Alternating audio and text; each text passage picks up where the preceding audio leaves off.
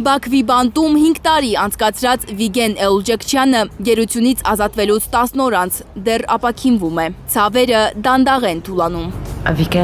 Վիգենի առողջականը դեռ լավ չէ, քայլելու դժվարություն ունի, ուժեղ ցավեր մեջքի ու պարանոցի շրջանում։ Համարյա կորցրել է լսողությունը, բայց բժիշկները հույս են տալիս, ֆիզիոթերապիայի միջոցով վիճակը կլավանա։ Վիգենի բանտային պատմությունները դեռ ցնցում են նրա կնոջը Լինդային։ Ինչերի միջով է անցել ամուսինը։ Այս ընթացքում նա ինձ բաներ է պատմել, որոնք լսելն անգամ անտանելի դժվար է, ցավոտ։ Իր բանտախցի պատին նա մեր նկարներն է փակցրած եղել։ 5 տարվա ընթացքում մի միտք է միայն հետապնդել Վիգենին՝ դուրս գալ բանտից, միանալ մեզ, վերադառնալ կյանք։ Վիգենը նորից իր կողքին է, աշխարհի ամենաերջանիկ կինն է զգում իրեն Լինդան։ Վիգենի վերադարձն իմ կյանքի ամենաերջանիկ իրադարձություններից է։ Կարևորը նրան տեսա ողջ առողջ, բանտային տառապանքից հետո ողջ է, շնչում է։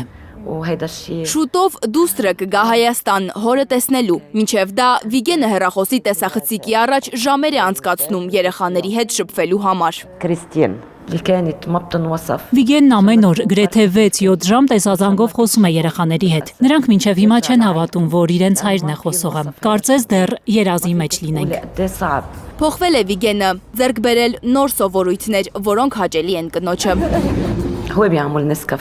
Ասես ուրիշ մարդ դարձած լինի, սովորականից շուտ է արթնանում, անգամ սուրճ է դնում ինձ համար, ուտելու ինչ-որ բան սարքում։ Հոգեբանական խնդիրներ կան, որոնք կամաց կհաղթահարվեն, վստահ է նախկին գերու կինը։ Ամենամեծ ցավը նրա համար մոր կորուստն էր իր բանտում եղած ժամանակ։ Նա դեռ չի կարողանում հաղթահարել այդ ցավը։ Լիբանանահայ տղամարդն ուզում է, որ իր ընտանիքը վերջնականապես Հայաստանում հաստատվի։ Այդպես էլ կլինի, ասում է Լինդան։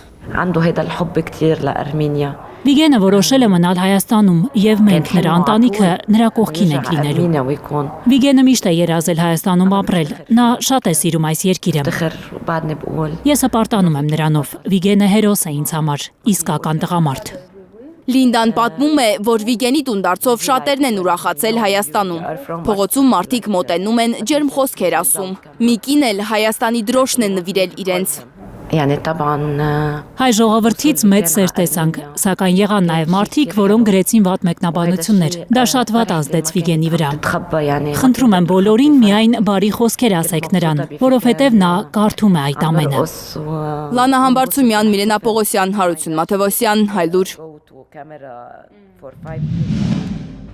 Հայաստանում ու աշխարհում տեղի ունեցող իրադարձությունների մասին առաջինն իմանալու համար բաժանորդագրվեք մեր ալիքին, սեղմեք զանգակը, որ բաց չթողնեք ամենահրատապը, կարևորն ու հետաքրքիրը։